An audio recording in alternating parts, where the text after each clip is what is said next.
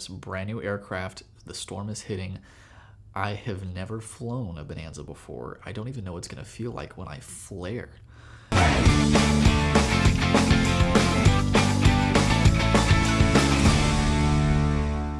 I was tasked with picking up a brand new aircraft from Connecticut. I forget which city in Connecticut, but it was a Beechcraft Bonanza.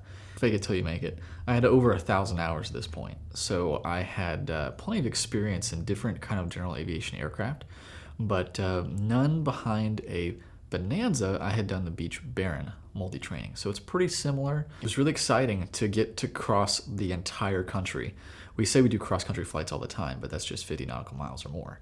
This, I forget the total distance, was from Fort Worth, Texas to Connecticut, over the Appalachian Mountains, over New York. We landed in Connecticut. Took us a day and a half to get there. We stopped in Morgantown, West Virginia. A beautiful little historic town. It was older than the country. When we finally picked up that Bonanza, by the way, we missed the entire country.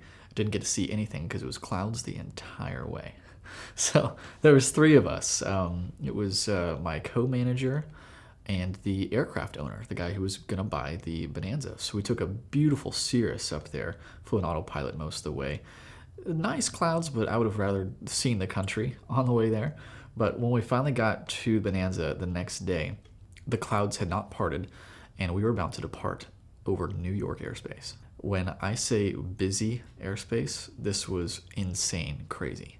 I'm from Texas. My flying experience is done in Texas, where we get outside the Bravo airspace of DFW and there's not a whole lot going on. It took me 50 minutes to load and program the plane to fly the flight plan they gave me.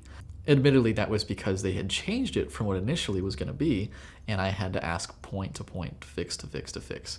So it was very lengthy. So we were sweating trying to not waste this controller's time and finally get all this stuff written down. But we were also on a time constraint. We had to make it back to West Virginia, Morgantown, West Virginia, before the storms rolled in. It was a very tight schedule. We allotted about an hour and a half amount of time to get there before the storm rolled in, but those 50 minutes cut into that, some of the buffer that we gave. On the way there, we're flying this crazy route, and halfway through they say direct. Cleared direct to destination. Thank God. Now we can go straight. We don't have to fly this crazy route anymore. And this beautiful new Bonanza has a weather radar on board and is very, very accurate at depicting what's coming. So when we saw the weather wasn't as predicted and that it was coming sooner than what ATC anticipated, we could see very physically on our radar how dramatic the things were changing. No lightning yet. It wasn't a storm, not a thunderstorm, not yet, until that first lightning bolt hits. And it didn't, thank goodness, but it was getting very turbulent. The clouds we'd flown through over the entire country are now getting very dark and rocky, and I'm in a brand new plane relying on this weather radar and ATC's diversions around the heavy stuff, because they can see the heavy stuff, but they don't see what's forming of it. Autopilot is very old. It is not made for this aircraft. It is not catching certain things, so even on departure, it didn't want to catch the heading that we were supposed to turn to via the GPS, so I had to hand fly this thing. Not a majority of the route, just at the critical phases, which is when you'd like to have it at the start, and then at the end, we were almost too late. They handed us over from that flight to the tower of Morgantown, West Virginia, who then reported that visibility was just under 1 statute mile due to heavy rain. So it hit. It's pouring. Jared in the Cirrus has already landed. He's ahead of us, and we're in this brand new aircraft. The storm is hitting. I have never flown a Bonanza before. I don't even know what it's going to feel like when I flare. I just don't know. I've never done it. So having low IFR, meaning clouds are very close to the ground, knowing that I'm punching out just at minimums and hoping to see that airport with all of this turbulence. And then, of course, while all that's going through my mind, autopilot disconnects and doesn't fly the glide slope down. So again, here I am on the controls, hand flying it. The guy next to me has 10 hours, and 7 of those were on this trip.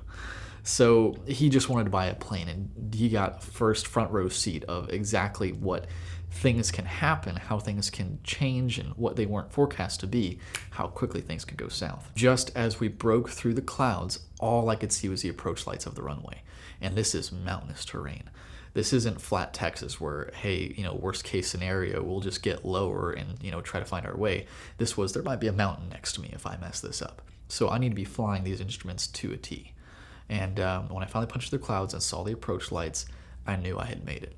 So we continued on the approach, 100 feet below, the runway came in sight, and when I touched down, it was a very heavy flare. I didn't know how much arm muscle that I have to put into this thing to get that nose to come up, because I'd only flown, all OG aircraft are a lot lighter in my opinion, rather than the Bonanza.